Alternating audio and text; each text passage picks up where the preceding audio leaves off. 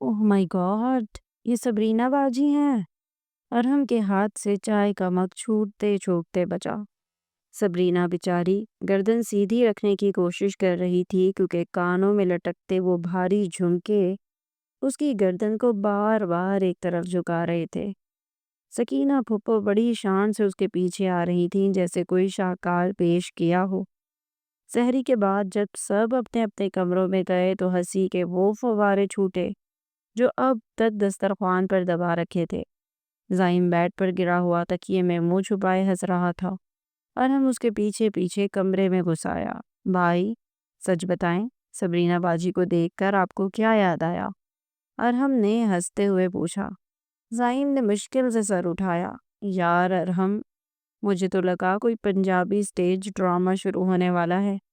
वो बेचारी तो ऐसे लग रही थी जैसे किसी ने ज़बरदस्ती उसे नारंगी रंग में डुबो कर निकाल दिया हो। और वो बिंदिया? फिर से हंसी का फव्वारा छूटा था।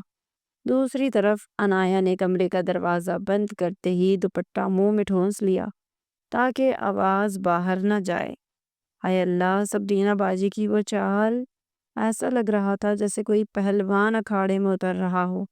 सकीना पुप्पो ने तो उन्हें देसी बनाने के चक्कर में बिल्कुल तख्ते मश्क बना दिया। आने वाले चंद दिन सबरीना ऐसे ही अजीबोगरीब कपड़े पहनकर ज़ाइम को खुश करने के लिए उसके आगे पीछे घूमती रही थी, जबकि अनाया वो खुद भी ज़ाइम को उसके नाम से छेड़ रही थी। सरवत बेगम का गुस्से से बुरा हाल था और सकीना बेगम बेटी को बढ़ावा दे रही थीं कि बस अब उसे कनाडा जाने से कोई नहीं रोक सकता। कुलसूम बेगम तो बावर्ची खाने की दुनिया में ही मगन थी। वो अपने खाने पकाने में बहुत खुश थी। उन्हें इस बात से कोई सरोकार नहीं था कि ज़ाइम की शादी किससे होती है और किससे नहीं। दिन तेजी से पर लगाकर उड़े थे और घर में हर वक्त एक अलग ही शोरो गुल बरपा था। और इसी शोरो गुल में 20वें रोज़े की दोपहर जब फरजाद साहब घर पहुंचे तो ज़ाइम के बदले हुए रूप ने उन्हें हैरान तो किया, मगर असल धमाका इफ्तारी के बाद हुआ। दादा जान ने कहवे की चिस्कियां लेते हुए सबकी मौजूदगी में एक ऐसी बात छेड़ी जिसने सबके कान खड़े कर दिए। फरजाद पुत्र, तुम आ गए। अब मेरे दिल का बोझ हल्का हो गया है। दादा जान ने संजीदगी से सबकी तरफ देखा। इस घर में बहुत उदासी रही है, मगर अब मैं चाहता हूँ यहाँ शादी की रौनक हो और खूब चहल पहल हो। तुम्हारी मरहूम दादी की भी यही ख्वाहिश थी कि सब अपनी जिंदगियों में खुश रहें और हम सब हमेशा एक साथ रहें। दादा जान ने ये नहीं बताया कि वो किसकी शादी की बात कर रहे हैं। बस उनकी नज़रें बारी बारी सब बच्चों पर घूमी। सकीना फुप्पो ने फौरन सबरीना का हाथ दबाया जबकि सरवत बेगम के माथे पर पसीना आ गया। जैसे ही फरजाद साहब और सरवत बेगम अपने कमरे में पहुंचे, सरवत बेगम ने दरवाजे की कुंडी चढ़ाई और गुस्से से मुड़ी। फरजाद, ये सब क्या है? अब्बा जान को ये सब कहने की हिम्मत किसने दी? सरवत बेगम की आवाज़ दबी दबी मगर गज़बनाक थी। सरवत, अब्बा जी बड़े हैं। उन्होंने सिर्फ घर में रौनक और शादी की बात की है, किसी का नाम तो नहीं लिया। फरजाद साहब ने सफाई देनी चाहिए। नाम लेने की ज़रूरत क्या है? सरवत बेगम ने उन्हें बीच में ही टोका। साफ नज़र आ रहा है कि निशाने पर ज़ाइम है। सकीना ने अब्बा जी के कान भरे होंगे ताकि सबरीना को मेरे बेटे के पल्ले बांध सकें। मैं आपको वजाहत कर दूं, हमसे पूछे बगैर, मेरी मर्जी के बगैर ज़ाइम की शादी का कोई फैसला इस घर में नहीं होगा। हम यहाँ रमज़ान गुजारने आए हैं, अपनी ज़िंदगी का सौदा करने नहीं। फरजाद साहब हक्का बक्का रह गए कि उनकी धीमी मिजाज बीवी आज इस कदर बरहम क्यों है। बाहर राहदारी में खड़ी अनाया ने जब ये सब सुना तो उसके दिल की धड़कन तेज हो गई। उसे समझ नहीं आ रहा था कि दादा जान के जहन में आखिर है क्या, मगर एक बात तय थी कि मोहब्बतों का आशियाना अब एक बड़े तूफान की जद में था। सरवत बेगम का पारा तो उस वक्त 7वें आसमान पर था।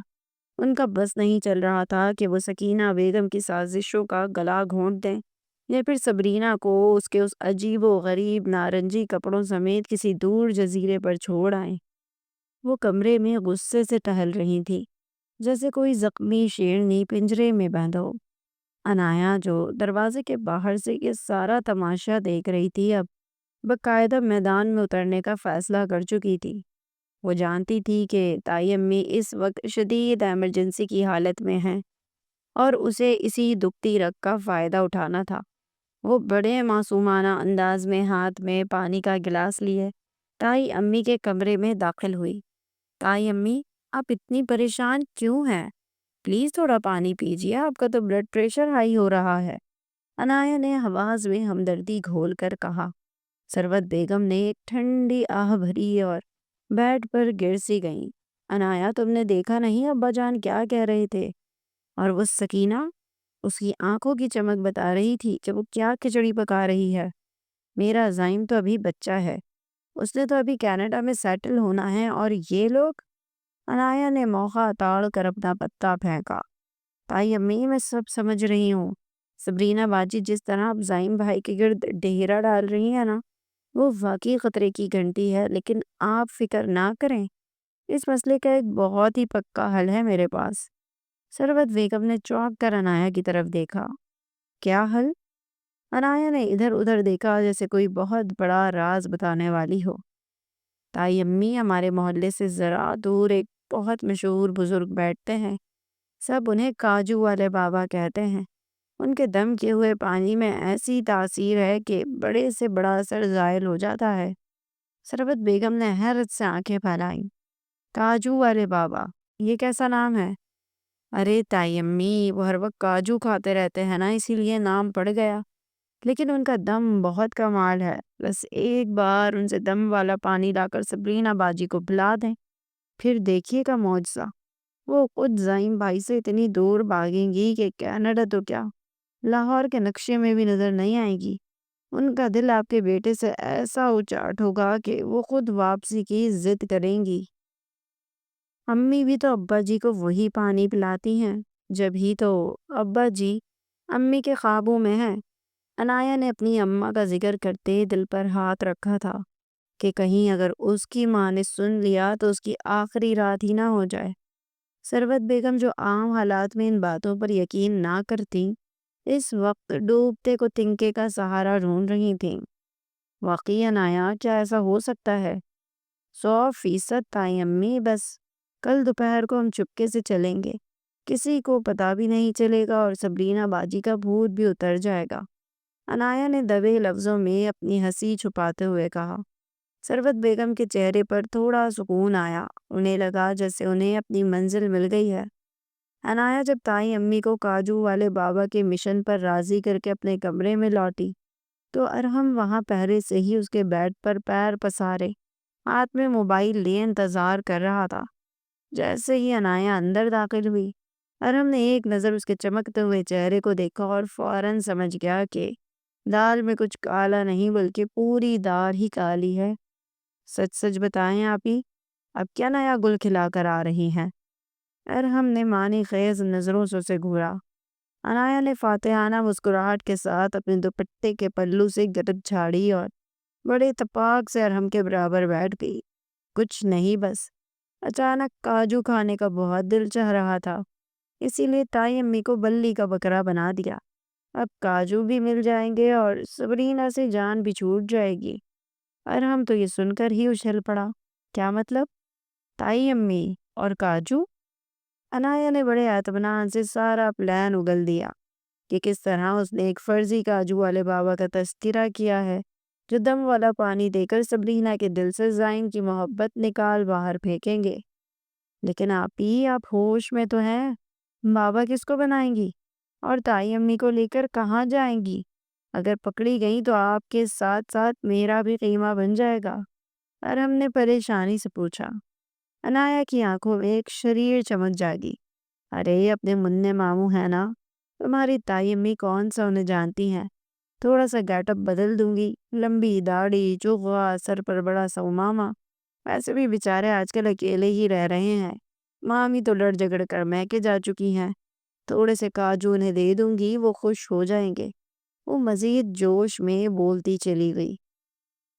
بدلے میں تائی امی کو وہ پانی سبرینا کو پلائیں گی اور اس میں کچھ ملانے کا انتظام میں خود کر لوں گی تاکہ اسے واقعی بدہضمی ہو جائے اور وہ اس گھر سے بھاگنے کی کرے۔ تائی امی کا دل میری طرف سے صاف ہو جائے گا کہ میں ان کی اتنی خیر خواہ ہوں، اور میں بیٹھ کر ڈھیر سارے کاجو انجوائے کروں گی۔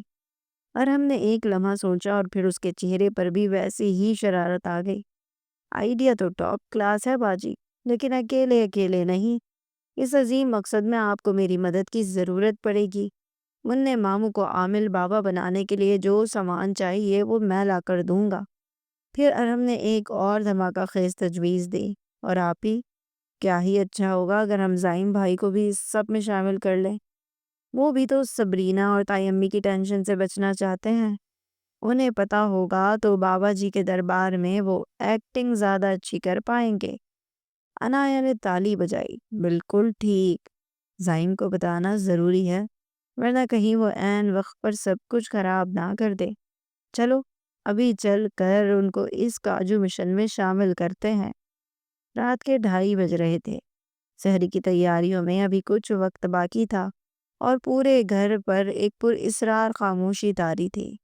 انایا اور ارہم دبے قدم چوروں کی طرح رینگتے ہوئے زائم کے کمرے کے پاس پہنچے۔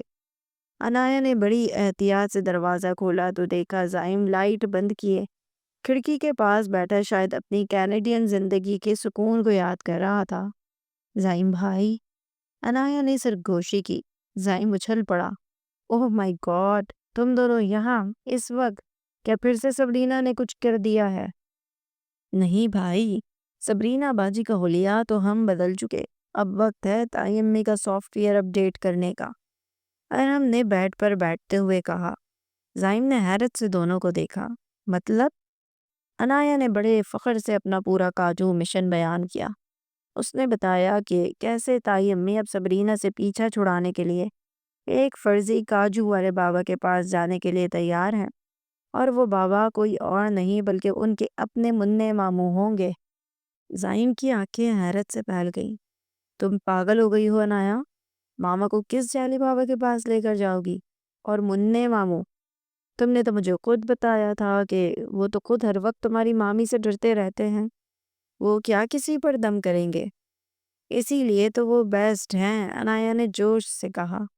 مامی کے جانے کے بعد ان کا چہرہ ویسے ہی اتر گیا ہے، بس تھوڑی سی داڑھی اور ایک بڑا سا چشمہ لگائیں گے تو وہ بالکل عامل کاجو والے لگیں گے۔ اور زائم بھائی، آپ کو صرف اتنا کرنا ہے کہ وہاں جا کر بہت سنجیدہ رہنا ہے۔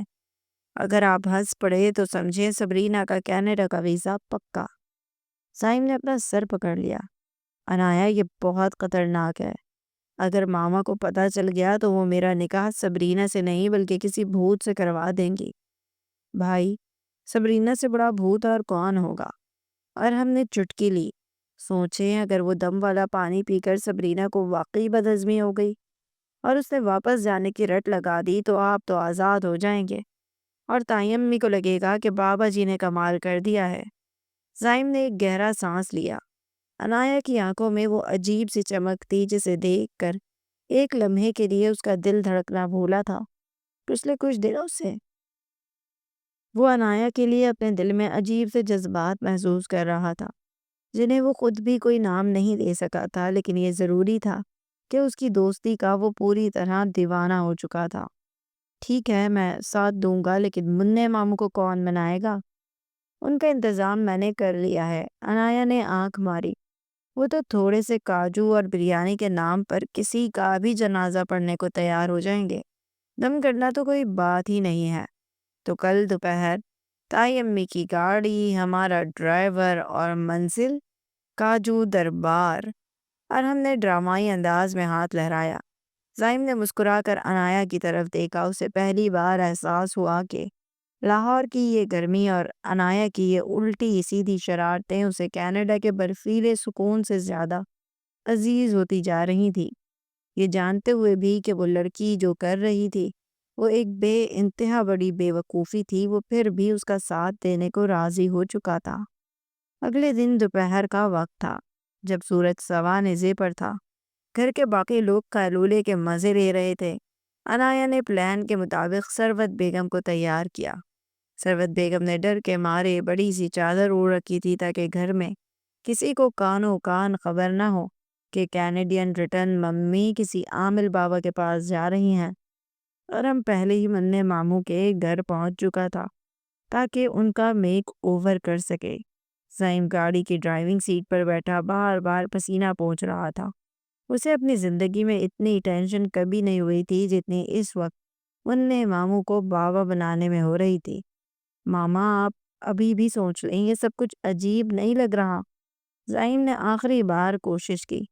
خاموش رہو زائم، مجھے اپنے بیٹے کی زندگی بچانی ہے، چاہے مجھے کسی بھی بابا کے پاس جانا پڑے، ثروت بیگم نے عزم سے کہا۔ عنایہ نے پیچھے بیٹھے زائم کو آئینے میں دیکھ کر انگوٹھا دکھایا۔ گاڑی منع ماموں کے پرانے مکان کے باہر رکی۔ گلی میں ہو کا عالم تھا۔ عنایہ تائی امی کا ہاتھ پکڑ کر انہیں اندر لے گئی، جہاں ایک کمرے میں دھونی دی جا رہی تھی، جو دراصل ارحم نے مچھر بھگانے والی کوئل سے جلائی تھی۔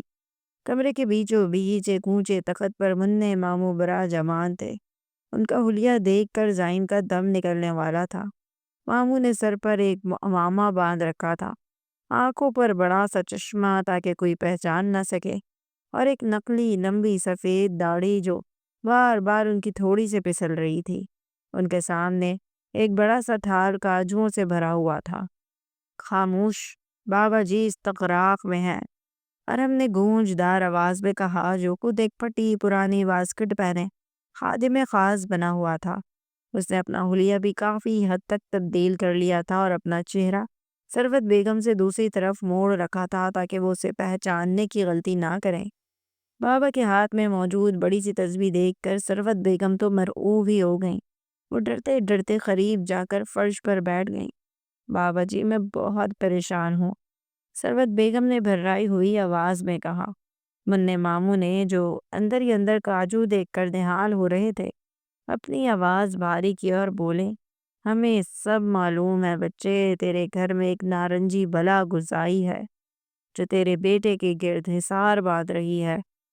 ثروت بیگم کے تو ہوش اڑ گئے۔ ہائے اللہ، بابا جی آپ کو کیسے پتہ چلا کہ اس نے نارنجی کپڑے پہنے تھے؟ زائم نے زور سے کھانسا تاکہ اپنی ہنسی چھپا سکے۔ اسے پتا تھا کہ ارحم نے پہلے سے ہی سب مخبری کر دی ہے۔ یہ دیکھو، یہ کاجو نہیں، یہ موکلوں کی خوراک ہے۔ منع ماموں نے ایک مٹھی کاجو منہ میں بھرتے ہوئے کہا، یہ لو پانی کی بوتل، اس پر ہم نے دم کر دیا ہے، بس یہ پانی اس بلا کو پلا دینا، وہ ایسے بھاگے گی کہ مڑ کر نہیں دیکھے گی، لیکن یاد رہے اس کے بدلے ہمیں 5 کلو اعلیٰ نسل کے کاجو نذرانہ کرنے ہوں گے۔ بابا جی 5 کیا، میں 10 کلو دوں گی، بس میرا بیٹا بچ جائے۔ ثروت بیگم نے عقیدت سے سر جھکایا۔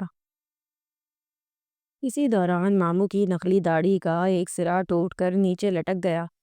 عنایہ نے بجلی کی تیزی سے ماموں کے سامنے مور پنکھ لہرانا شروع کر دیا تاکہ تائی امی کی نظر نہ پڑے۔ چلیے تائی امی، بابا جی اب جلال میں آ رہے ہیں، جلدی نکلے یہاں سے۔ عنایہ نے انہیں سہارا دے کر اٹھایا۔ گاڑی میں بیٹھتے ہی ثروت بیگم نے وہ بوتل ایسے سینے سے لگا لی جیسے کوئی قیمتی خزانہ ہو۔ دیکھا زائم، بابا جی نے بند بتائے سب بتا دیا، اب دیکھنا اس سبینہ کا کیا حال ہوتا ہے۔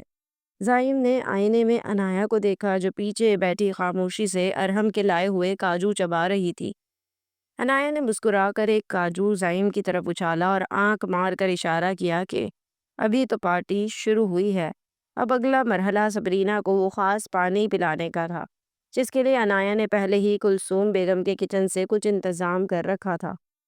گھر پہنچتے ہی ثروت بیگم کے چہرے پر ایک فاتحانہ سکون تھا۔ انہوں نے وہ بوتل عنایہ کے حوالے کی اور سختی سے تاکید کی، عنایہ یہ کام آج افطاری کے وقت ہی ہو جانا چاہیے، بس کسی طرح یہ پانی سبرینہ کے پیالے میں چلا جائے، پھر دیکھنا اس کا نخرہ کیسے پوا ہوتا ہے۔ عنایہ نے اس بات میں سر ہلایا اور کچن کی طرف بھاگ گئی۔ وہاں زائم اور ارحم پہلے ہی اس کا انتظار کر رہے تھے۔ تو کیا ارادہ ہے باجی؟ صرف دم والا پانی یا کچھ اور بھی؟ ارحم نے شرارت سے پوچھا۔ عنایہ نے اپنی جیب سے ایک چھوٹی سی پڑیا نکالی۔ یہ ہے میرا خاص نسخہ، جمال گھوٹا تو نہیں ہے، لیکن یہ وہ دیسی جڑی بوٹی ہے جو پیٹ میں تھوڑی سی ہلچل پیدا کر دیتی ہے۔ جب یہ دم والے پانی کے ساتھ ملے گی تو سبرینہ باجی کو افطاری کے بعد صرف ایک ہی راستہ نظر آئے گا، اور وہ راستہ سیدھا واش روم کی طرف جائے گا۔ زائم نے ماتھا پیٹ لیا۔ انایا تم اسے بیمار کر دو گی۔ ارے نہیں زائم بھائی، بس تھوڑی سی گڑبڑ ہوگی، اسے لگے گا کہ لاہور کا پانی اسے سوٹ نہیں کر رہا اور وہ خود ہی کراچی جانے کی ضد کرنے لگے گی۔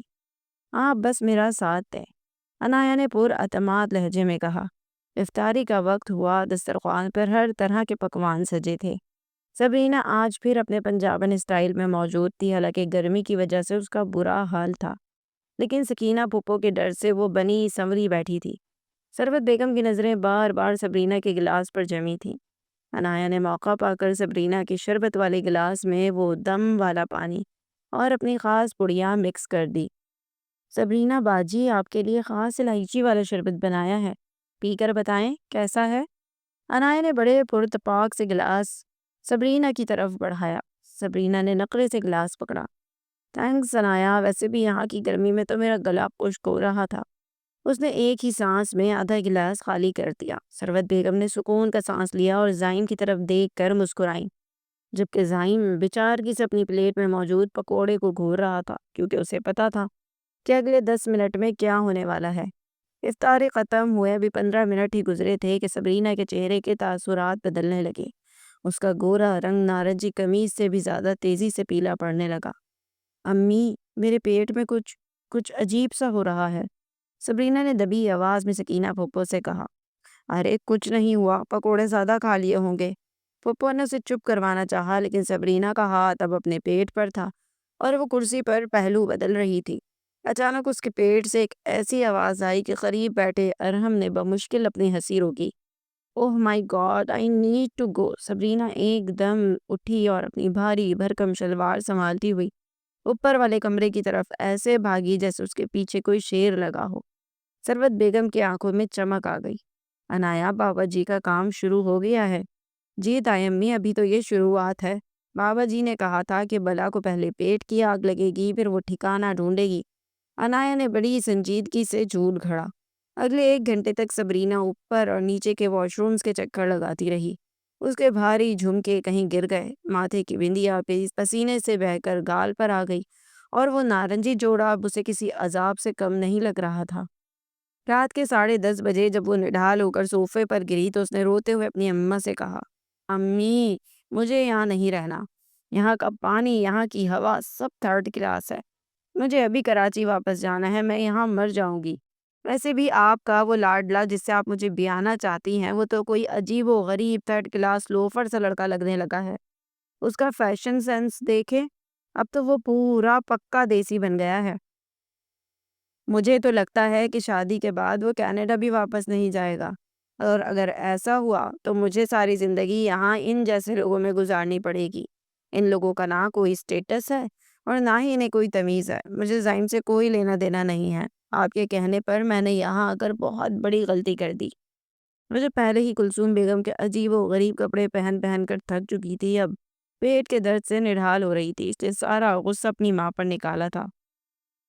ثروت بیگم جو ان کے کمرے کے دروازے سے کان لگائے کھڑی تھی، انہوں نے دور کھڑے زائم کو اشارہ کیا، جیسے کہہ رہی ہوں، دیکھا کاجو والے بابا کا کمال۔ زائم نے انایا کی طرف دیکھا جو بڑے مزے سے کچن میں بیٹھی اب اصلی کاجو کھا رہی اور ارحم کو جیت کا نشان دکھا رہی تھی۔ سکینہ بیگم جو اپنی بیٹی کو ملکہ بنانے کے خواب دیکھ رہی تھیں، اب اسے نڈھال اور روتا دیکھ کر ٹوٹ گئیں۔